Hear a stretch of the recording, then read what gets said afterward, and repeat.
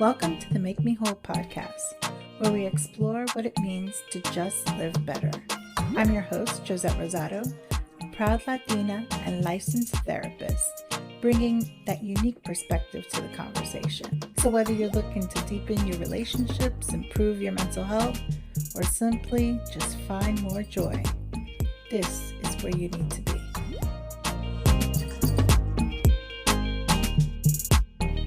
Hey guys, welcome back. I am so glad that you are here today. We have a really important topic to dive into. We're going to talk about the concept of imposter syndrome, how it affects our mental health, and most importantly, strategies that we can put in place to overcome it. So get cozy, settle in, and let's talk about this journey together. Before we dive into understanding and combating imposter syndrome, I want to take a moment to define what it actually means. Imposter syndrome refers to that persistent feeling of self-doubt or that you're inadequate, even though you have tons of evidence of accomplishments that you've made and the capabilities that you have to do things. It's a nagging voice in our heads telling us that we're not good enough, that we're just faking it, and that one day we'll be exposed as a fraud. Now, it's important to understand that imposter syndrome can affect anyone, regardless of how successful they are or what kind of expert they are.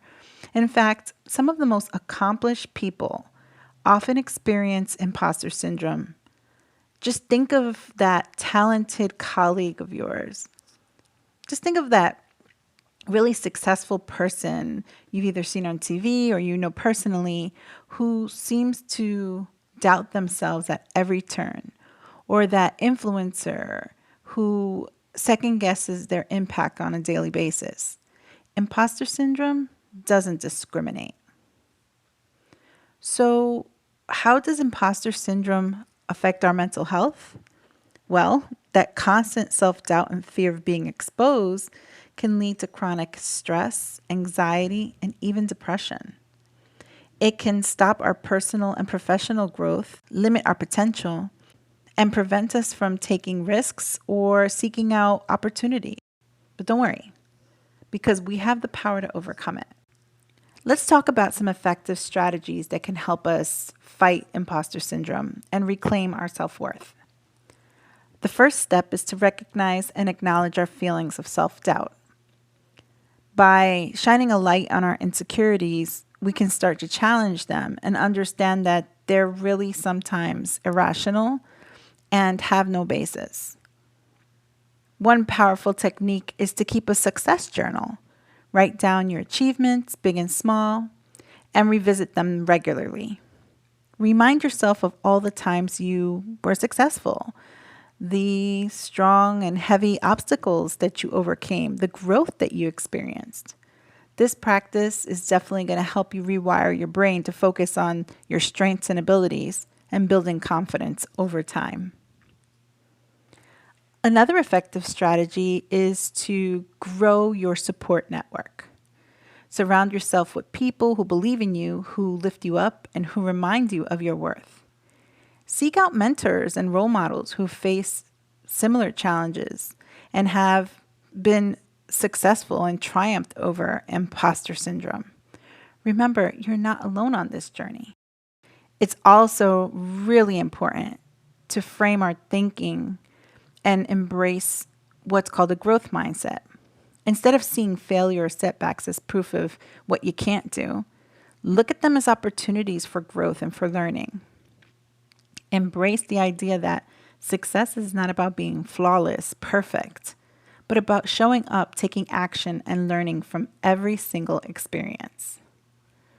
Now, I want to share a personal story with you. A couple of years ago, especially when I decided to start this podcast, I experienced intense imposter syndrome.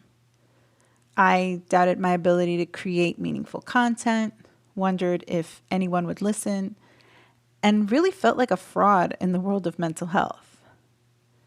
But I refused to let those things hold me back, those feelings. I took action and put in some strategies, the ones I just mentioned, in fact. First, I recognized and acknowledged my self-doubt and knew that it's a common experience. I realized that even successful podcasters and mental health experts had faced imposter syndrome at some point in their journey. This really helped me understand that my feelings weren't unique and that I could overcome them. Then I started my success journal. I made a deliberate and conscious effort to write down every positive comment, every positive message or a review that I received from one of my listeners. I really paid attention to the impact my episodes had on people's lives and the meaningful conversations that were sparked because of this podcast. Whenever imposter syndrome showed its ugly head, I would open my success journal and remind myself of the value I was providing to others.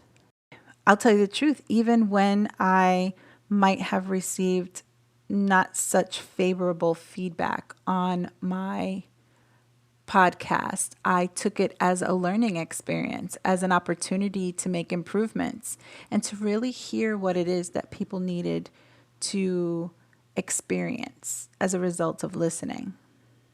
Building a supportive network was also really crucial to me.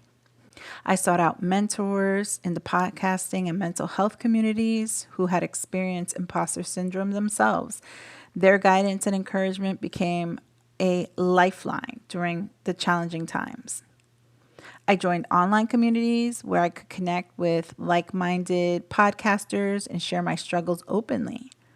Knowing that I wasn't alone in this battle against imposter syndrome made such a difference to me and kept me moving forward. And as I said before, I welcomed a growth mindset. Instead of just seeing my mistakes or setbacks as failures, I reframed them.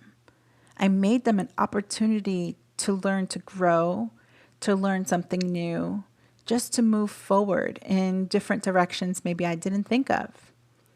Each episode has become a chance for me to improve, to refine my skills as a host, and to dive deep into topics that just really speak to me and my audience. I shifted my focus from perfection to progress, understanding that the journey itself was a true measure of my success. Through constant and consistent practice and dedication, I slowly but surely overcame my imposter syndrome. I realized that it's a recurring visitor. I realized that it doesn't go away completely, but it no longer holds power over me. I learned to acknowledge the presence, but not let it dictate my actions or define my worth. Now listen, I want you to remember that you're not alone in this battle against imposter syndrome. We all face moments of self-doubt and insecurity. But by taking action, by implementing strategies and seeking support, you can break away from its grip and step into your own power. Before we end the episode, I want to leave you with a few final words of encouragement. Remember that you are here for a reason. Your voice, your skills, and your experience are unique and extremely valuable. Embrace your journey, celebrate your wins, and know that you have the strength to overcome any self-doubt that comes your way. Thank you so much for joining me on this episode of the Make Me Whole podcast. If you'd like to share your own experience or strategies for combating imposter syndrome, I'd love to hear from you. Send me an email at joset@mmwpodcast.net. You can also find us on Facebook, TikTok, and Instagram at Make Me Whole Podcast. We can continue to support one another in this community, and I'd love to hear what you have to say. Remember, complain less and do more, and I'll see you on the next one. Take care.